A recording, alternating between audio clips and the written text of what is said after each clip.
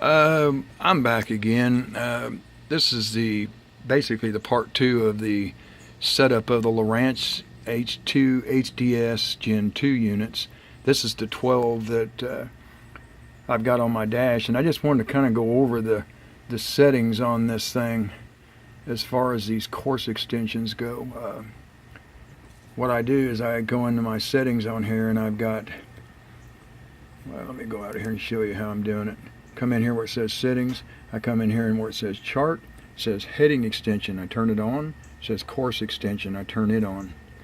Alright, then from that I come up here where it says the system, and you can see here on system where it says magnetic variation.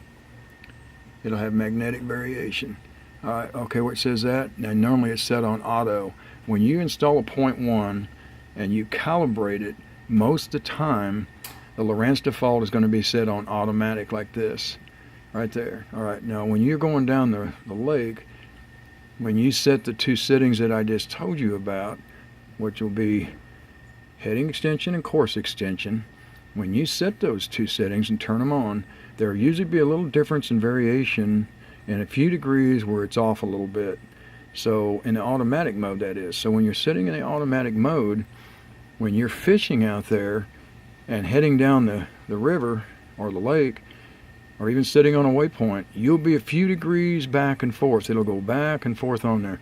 So that's the reason why then I'll come back over here and then take that and I'll put that on manual. Now here's what manual looks like. You can set the magnetic variation up here to wherever you guys want. And mine happen to be minus. It can be plus or minus. If it's plus, you add 3 degrees. Mine was minus 3 degree difference between the heading extension and the course extension, which would be the blue line and the red line. So when you set that, mine was minus 3 degrees. So you type those numbers in. You type them in here, and when you type those numbers in, you press OK. Like there's OK on mine. So now it says manual minus 3 degrees. By doing that, that makes that course extension and that heading extension right here, course extension, heading extension, those two will be right on top of each other, and I mean almost perfect. Mine's pretty much perfect, but if it's not perfect, it'll be almost so close. It'll still be more just for the people that want a little bit of a better reading on that, to want to make sure they're just a little bit tighter from that 0.1 setting. And so based on that, I run mine heading extension, course extension, both turned on. Then I overlay them on my GPS screen when I'm running, and I have them over there in the corners. Let me just show you real quick. I have them over here. See, they're laid out right here. This is right here is the difference in it. This will show my difference, and I've laid these on top, is what I've done. And this is a heading extension, and here's a course extension. And this one's showing 273 because the boat's not moving. 228. Now just give it an idea. These two numbers, heading extension and course extension, was off by 3 degrees. So I subtracted 3 degrees from these two numbers, and it made these two numbers line up perfectly. So they lined up perfectly then on the page. So based on that, let me clear it. So based on that, you'll see this line is red. Alright, then you'll see the blue line. Alright, so you got a course, you got a heading extension, which is the blue line. You got a course extension, which is the red line. Alright, so based on that, based on those two lines, when you subtract the heading extension from the course extension, these two lines will be lined up together. The red line will go under the blue will be on top of the red. That's how you know that your degrees is set more accurately coming from your 0.1. So, and I added this up here to show my readings, the differences in them, so that I know it would be down here is where it's at. This is miles per hour, but it'll be right down here, and this will show the degree difference. It'll say -3, and that's telling me these two are always synchronized on top of each other. So I run these two like that.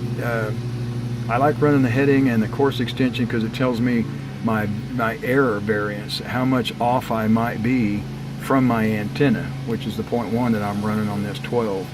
So that's the difference in what I'm doing here, and it's a deal where you can come out of this and come over onto settings, and you can come down to network, and you can come up to data sources, and you'll see where it says GPS on here.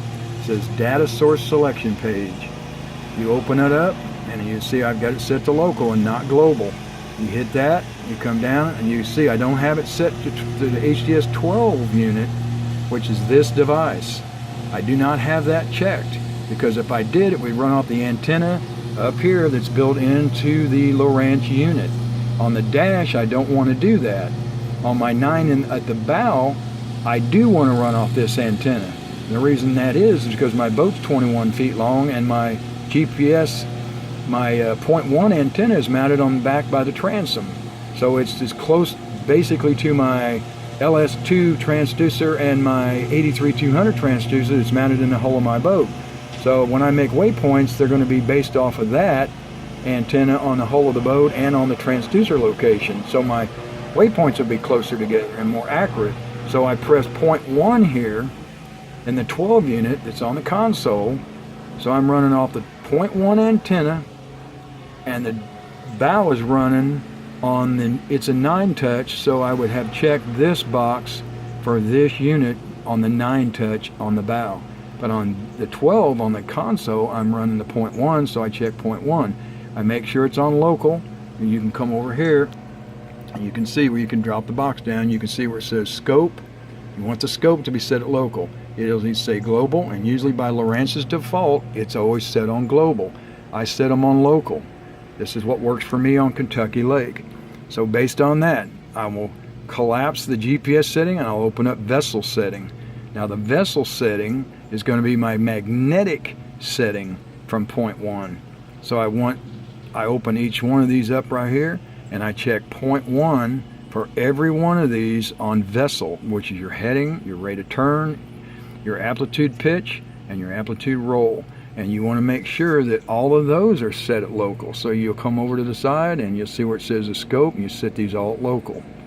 See, and they're all set at local.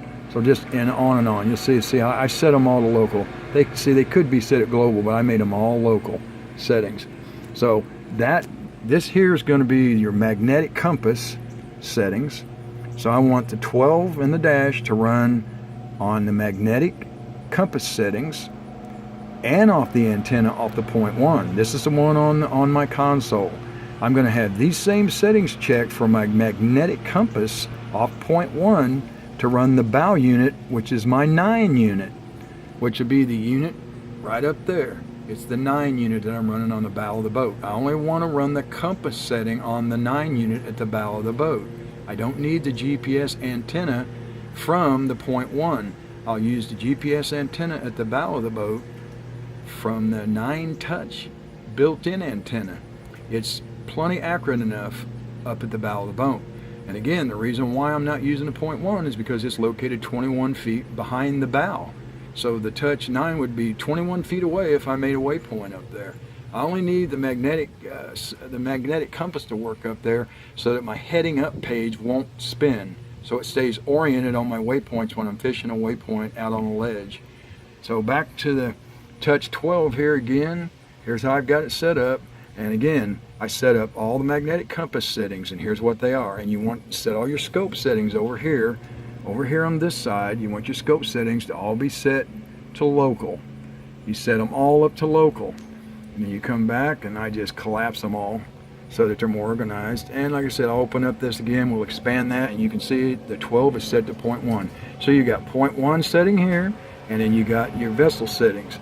And you set all these here. You check mark all of these here for your magnetic compass, and this one up here for your .1 antenna. This will be your dash unit.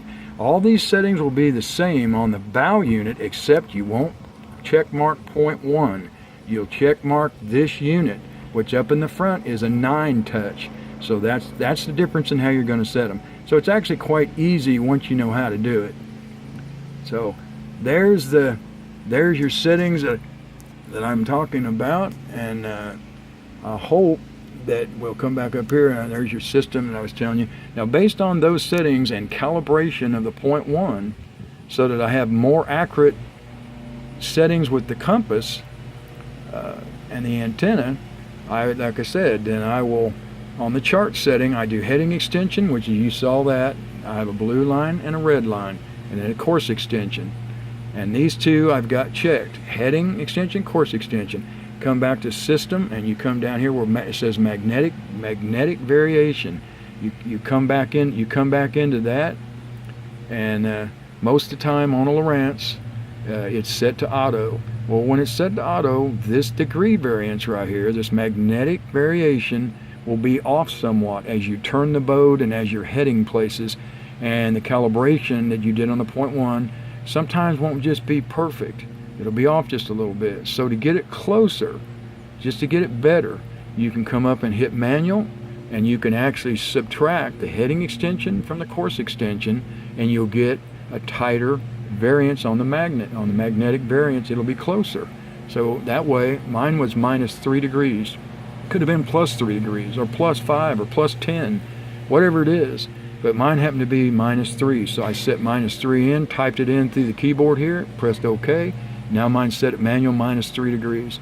Now when I'm running it, now when I'm running it, it'll run perfect. So, like I said, you got heading extension. I overlaid these on my screen. See, so you can overlay them on your screen the same way. So if you have any questions about it, I hope this helped you guys. Sorry about the video. I'm using my iPhone or my cell phone. It's an Android. But I'm using a cell phone, and I'm out here by myself, and I ain't got anybody to help me video this. So I'm kind of just winging it, but I just want everybody to see how I've got my, it's an '08 21-foot Triton bass boat, and I fish a lot of Kentucky Lake ledges, a lot of Gunnerville ledges. But this is just the way my setup is on my boat, and it will help a lot of you guys when you want to know. You can set Gen 1, Gen 2, and Gen 3s. Pretty much all these settings are going to work the same for you. But they do me a really good job, and I'm very happy with that kind of a setup. And we can press the structure scan just real quick. We come up, and you can just kind of get a real quick. You kind of get a real quick view of my settings. How I get everything set up, the 800 kilohertz, 60 feet variance off to the side. You can see it's in auto. I'm using palette 6, got left and right set up. I got source of this unit, and there's an advanced. You can see it's got surface clarity set to low. I got noise rejection checked, and that's pretty much all I've got on there. And that's pretty much how I run all side down scan when I'm out on Kentucky Lake and I'm hunting for schools of fish out there. A lot of guys will want to run this. A lot of guys will want to run this palette on blue. You can do that. Sometimes I run it on blue. Sometimes I don't. Depends on if it's a sunny day or a cloudy day, just so I can see it better. I like to run mine pretty much on the default setting at the palette 6. So that just kind of gives you a quick little idea. And let me just run through these menus just real fast. I made an earlier video, but for those of you that didn't see that video, we'll just load the chart up real quick. And you can see that I'm under a carport making these settings, so you can just see my GPS settings, and I'll show you how the GPS, you can see how the settings are set up here. Chart options, I got orientation heading up. You can see that all the rest of this stuff I don't have really set. That particular, I got colored shaded areas on. I got full animation and representation type US chart, all charts. You can see safety depth 60, contours, rock filters off. You can just kind of see how I'm running that chart. Backing on my settings, you can see what I've got on here, and there's view. You can see the view and what I've got set up and what I don't got set up. It says depth highlighting range, it's turned on. All these other things, see shading and all that, I've got turned off. But you can see how simple it is, and but these are just the settings that are working for me. I'm not saying that every unit's the same, because each lake will be different, and when you set these settings, different lakes, water clarity, thermal inclines, you know, whatever, cloudy days and all that, everything's going to be different. But these settings work for me on Kentucky Lake really well, and Gunnerville really well, and usually just, you know, pretty much any river chain.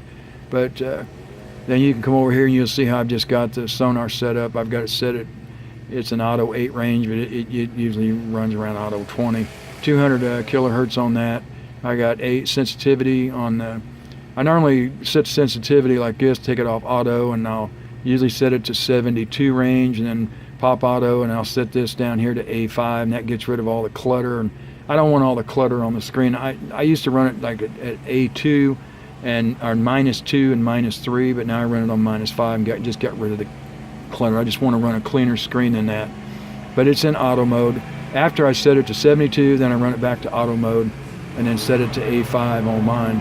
And I got color line running at 72%, and then there's advanced mode. You can see I've got noise rejection low, I got surface clarity low, because I don't want all the clutter and colors that are right here running. They'll extend and run all down into the screen. So I run it on low to get rid of that. I got it on normal scroll speed, and I run it on ping speed of 18. I don't want it on max. I don't need it on max. 18 works really well for me. And so anyway, that's how I'm running it. And then you can see there's your palette on 13, which is pretty much standard default Lowrance palette. You can see I got temperature graphed on up here at the top, and fish IDs and all that, but that's pretty much how I'm running it. So I run, when I'm running down the lake, that's when I'm running sonar on one side and then GPS on this side. And then when I'm fishing and looking for schools of fish, I'll pull it up and I've got a 4-panel screen. I'm running GPS, I'm running sonar, I'm running side down scan here, and I'm running total down scan there. And usually I'm running this screen on this Touch 12, and that's usually how I'm hunting for fish. And that's the screens. And here's these are my screens when I'm hunting for fish. These are the screens that I overlay. I overlay depth and water temperature, and that's pretty much what I'm running. And then when I'm just running out on the lake and running around and trying to get from point A to point B, I run this screen. This is my sonar, my GPS, and there's my depth and my water temperature, and then here's all my overlays, because I want course extension and heading extensions, and those are what's important to me. So I hope it helps you guys, and that's just some of my settings that work for me, and I live on Kentucky Lake. And just subscribe down in the box below. I appreciate it, and like this post and leave your comments. Thanks.